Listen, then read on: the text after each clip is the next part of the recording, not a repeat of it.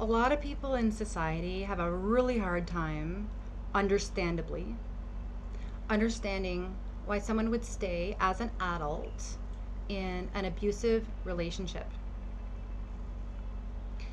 And I would love to share a little bit about my story with that, my experience. And this won't be all of the reasons why it happens, but it will be what I have learned so far with my direct experience. So, when someone grows up in a household that has abuse, whether it's psychological, verbal, sexual, physical, spiritual, any of that combination, that's all they know. It's like a kid that grows up in sub-Saharan Africa and all they know all year is the hot sun. To them, it's actually not hot. They don't experience it as hot. Maybe the hottest day of the year is considered hot.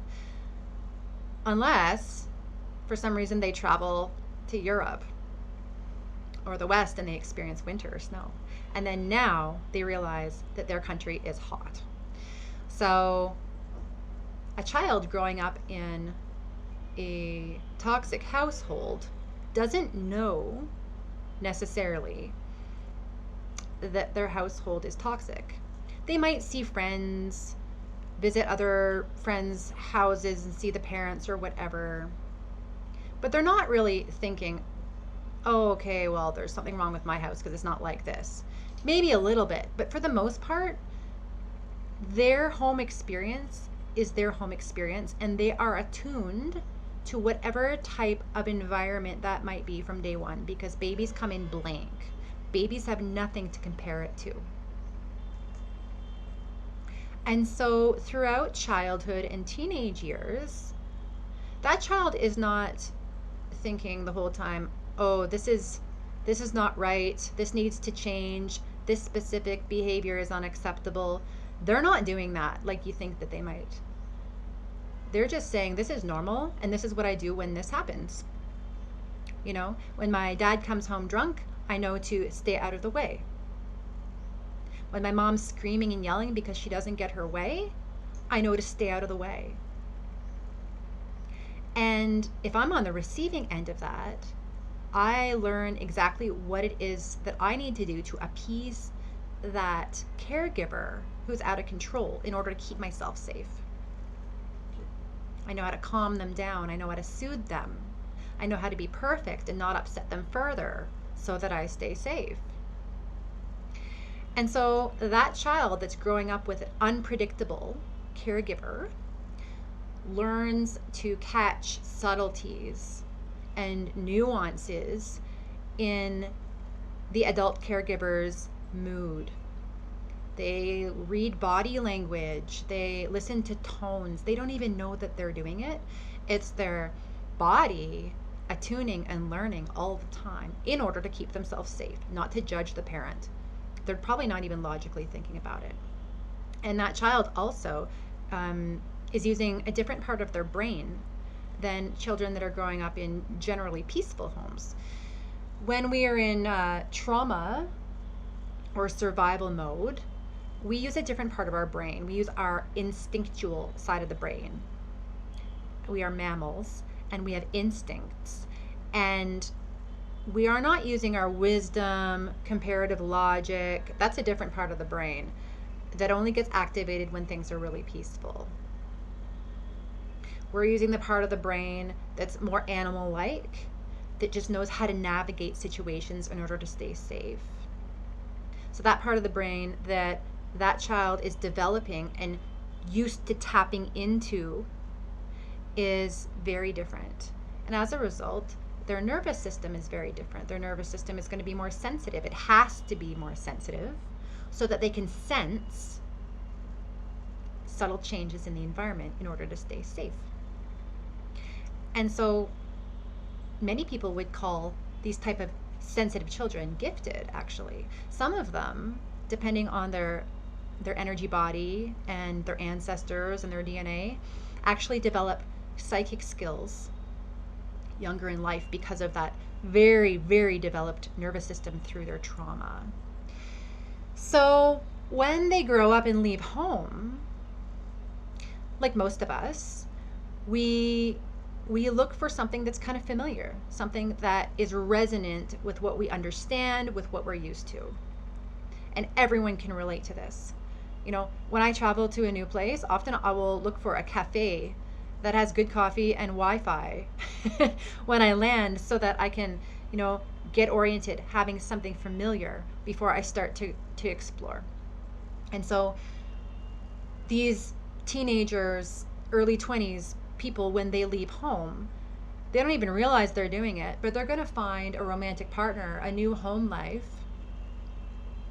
It even could be like a roommate situation that's kind of understandable to them. People that speak their language, that have similar behaviors and body movements and patterns as what they're used to from home. There would be exceptions to this for sure, but this is kind of normal. This is all just happening instinctually. There's, again, not a lot of logic and wisdom and facts going on here. This is just what happens. And so years and months and years can go by, and they find themselves in a romantic relationship with someone that's perhaps quite dominant and perhaps has some of the same characteristics as the dominant people that they grew up with, because that's just what's normal. And again, everyone can relate to the fact that sometimes the known, even if it's not great, is what we choose over the unknown that can be quite fearful and scary. And that kind of goes in this situation.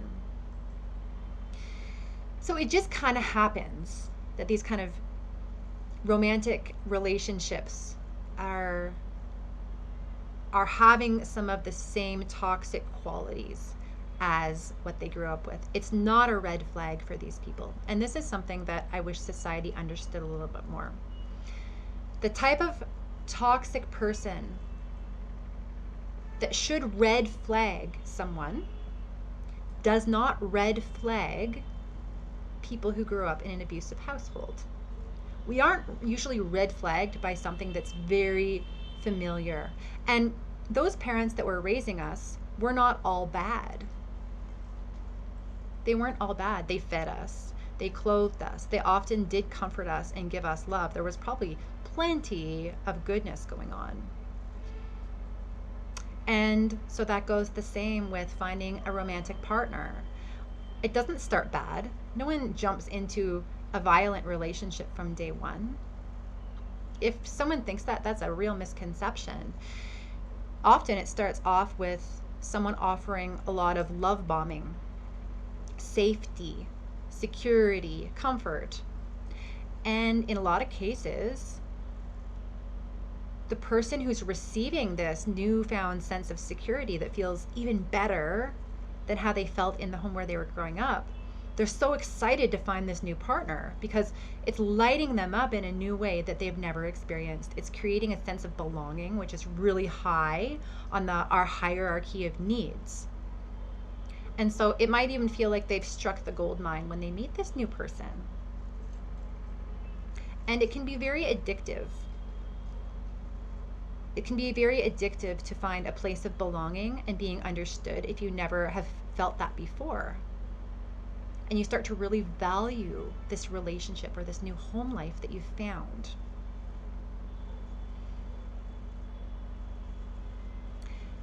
And sometimes months pass, sometimes years even pass, and things are fine. And then if some type of abuse starts happening, it's probably not going to be a huge event. It could be just psychological abuse. I shouldn't say just, but something that comes across more subtle, not so dramatic. That person who's been experiencing this great sense of belonging for the last while, instead of running the other way, it's actually not so surprising. They're used to living with a dominant person who has the ability to be caring in one way or another, who sometimes gets crazy. And they know that after the craziness passes, they'll probably be offered that safety and security and comfort and belonging again soon. And so in whatever way they they like to do. They'll weather the storm. They'll just think that that's part of it, that relationships are just like this. But eventually we get back those needs being met. So we just need to weather the storm. And so they'll weather the storm. They won't make such a big deal of it, because after all, things have been good for months. Things have been good for years. And why leave something so great now? Like, who knows when you're going to find this again? This is like gold. And it's actually releasing chemicals and hormones in the body that are making that person, like with that belonging, making that person feel really great. So all they want is to get that back after weathering this storm. And in order to hopefully get those things back, they learn, just like they learned with maybe an unpredictable caregiver, how to appease this person, how to make them happy again. Not because they really want this person to be happy, but because they want to feel good again. They want to feel safe. Maybe people-pleasing behavior, maybe apologizing for things that they didn't even do wrong.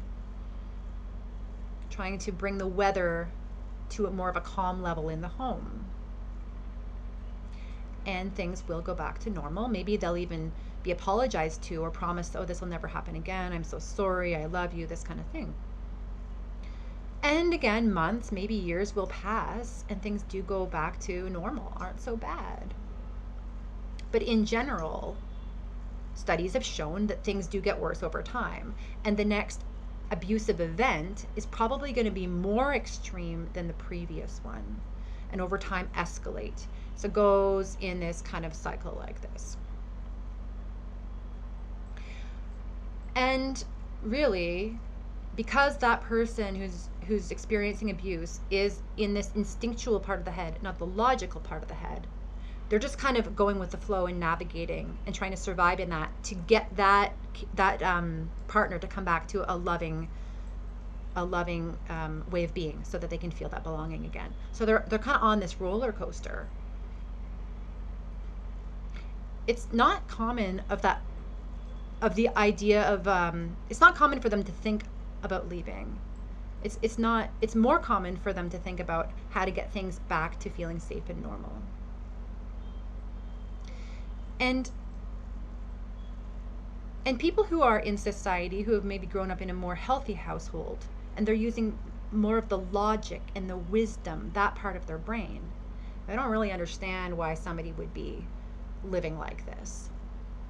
And partly because they don't live in this instinctual, animal, responsive part of their brain. So in reality, we have different nervous systems. Kids that have grown up with trauma have totally different nervous systems and active parts of their brain. So they're living different lives, responding to people in different ways than the people who have had a more of a healthy, safer upbringing.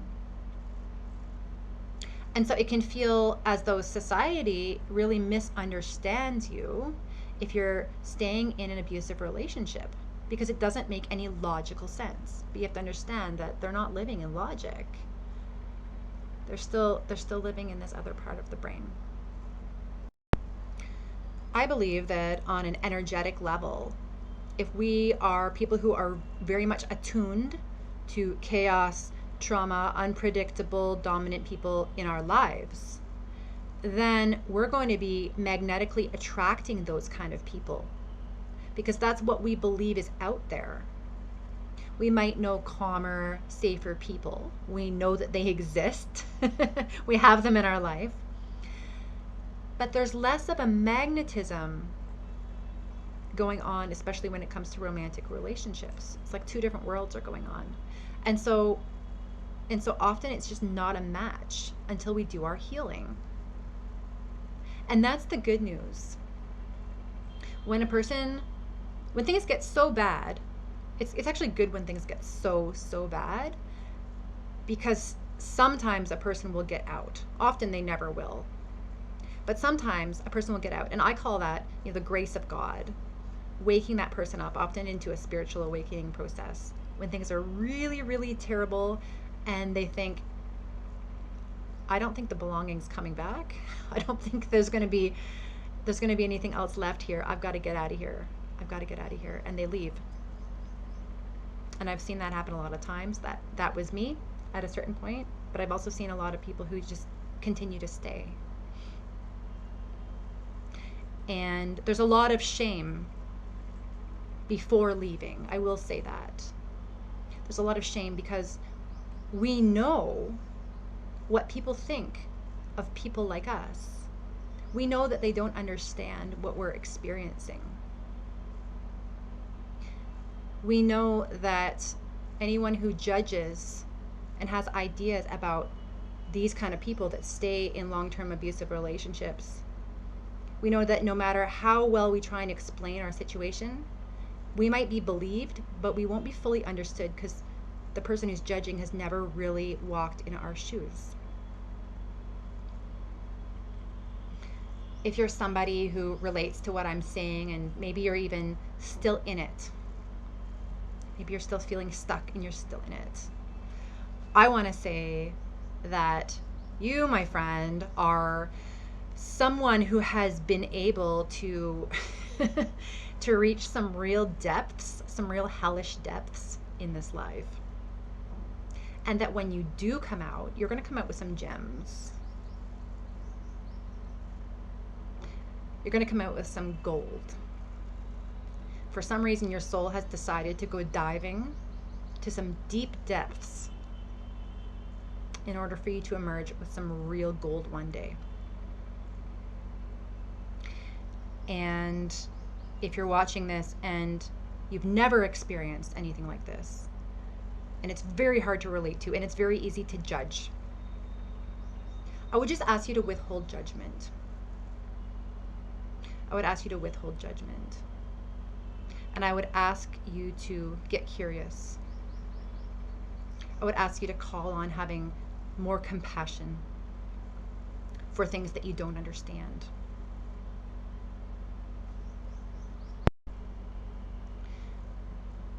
And if you don't understand, just imagine someone who, at least in their subconscious, has lived many years with some sort of terror, with some sort of feeling of being unsafe.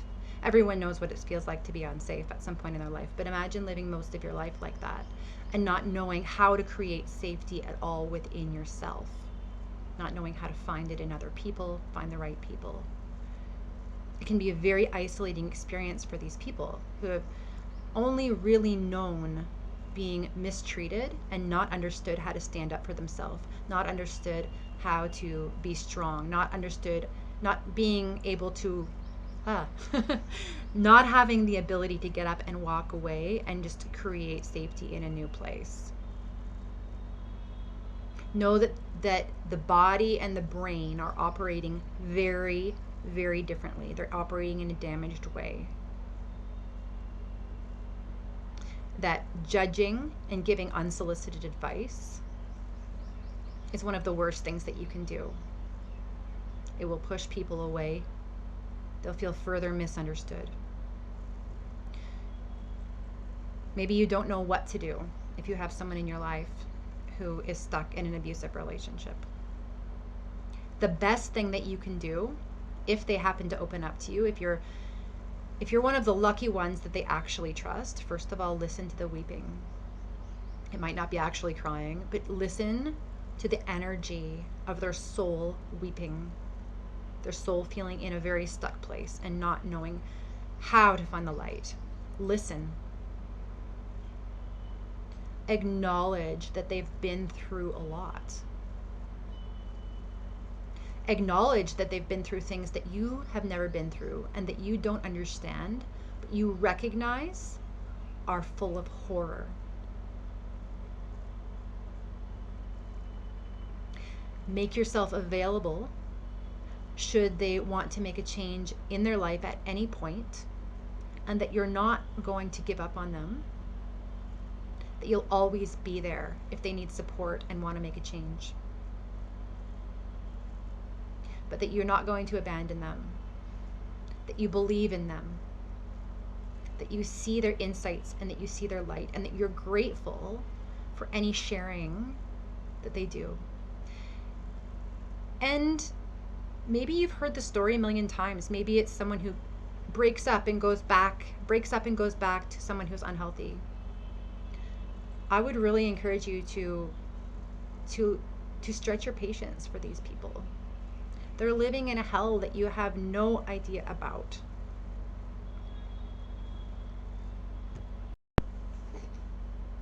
I grew up in a home where I had a parent that was very unpredictable, that had a lot of tantrums, that needed things to be a certain way to look for us kids to behave and look and perform in society.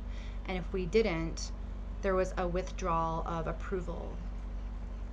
And that might sound pretty subtle, but as a very sensitive child, it was very frightening to know that you needed to look a certain way, perform a certain way,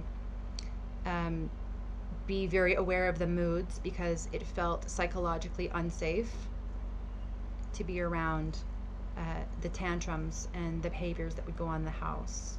Listening to manipulation and gaslighting and splitting and turning different people against each other was frightening. And the last thing a young child like me wanted was to become on the receiving end of that. So I learned very quickly how to be pleasing and appeasing and try and calm the weather of this parent. And little did I know that that wasn't normal. And I ended up in an adult relationship soon after moving out of home with someone who also had a very chaotic mood climate, let's say. And I didn't think about leaving. I just thought about all of my great skills on how to calm a person down if they were being abusive, so that I could get that care back that I needed, that belonging. And I had no idea that most people don't live like that. No idea.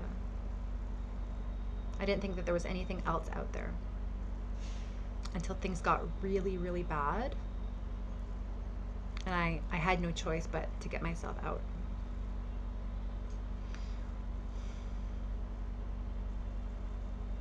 There's a story that I want to share, and it has to do with something that happened after my near-death experience that is related to leaving a toxic relationship, this long-term toxic relationship. A few months after my near-death experience, I'd never seen an intuitive before, an intuitive reader. And I had started to learn to follow the signs of the universe pretty quickly after my near-death experience. And somehow, I don't even remember how, I found out about this intuitive reader. And something in me was like, go get a reading. Go get a reading. It was like a full yes, full body yes. So I got this intuitive reading from the woman, and she told me a few different things. And I don't even remember what they were.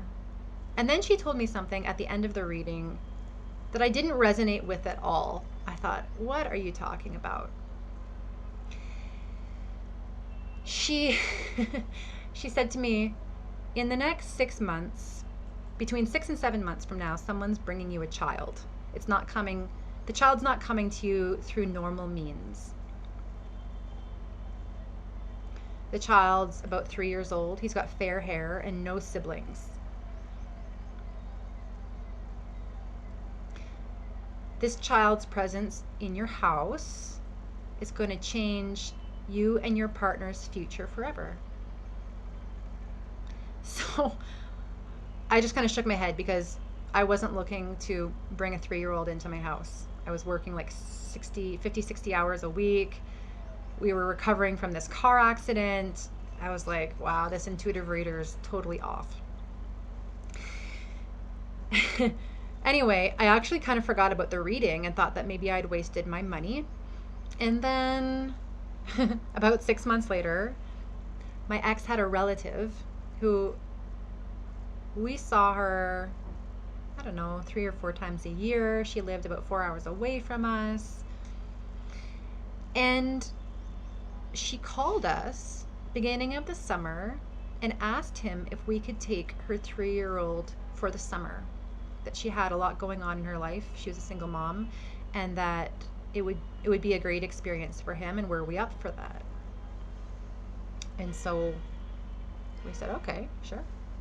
Yeah. We lived out in the country, you know, and this little boy lived in the city. So it would be a nice chance for him to be with us in the country. And so she brought him to us. And about 6 weeks into him being there, one day my ex got really violent. He got really violent. He'd been violent with me before. And on this specific day, the little boy was in our living room when the violence was happening just down the hall. And out of the corner of my eye, I could see him and I could see the chaos that was going on. And something clicked with me. You need to get out of there and never come back.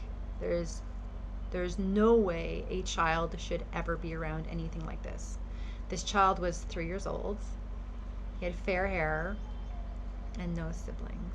And that's the day that I left my ex-partner for good. Took the boy back to his mom the next day. And it changed our lives forever. It changed our lives forever. And so that was my bit of grace. That was my bit of grace. That was the bottom line for me. But it had to happen that way. It had to happen that way. So, thanks for listening. And even if you don't understand, because these are tricky things to understand if you've never walked in someone's shoes, listen to the weeping. When you hear stories about people who are in long-term, long abusive relationships and don't leave, before making a judgment on what you would do if you were there, listen to the weeping of planet Earth, to the people who have been traumatized early in life, who have found themselves in places that they never dreamed they would find themselves in, and feeling very trapped and very stuck as a matter of what's going on in their own mind and body. Thank you.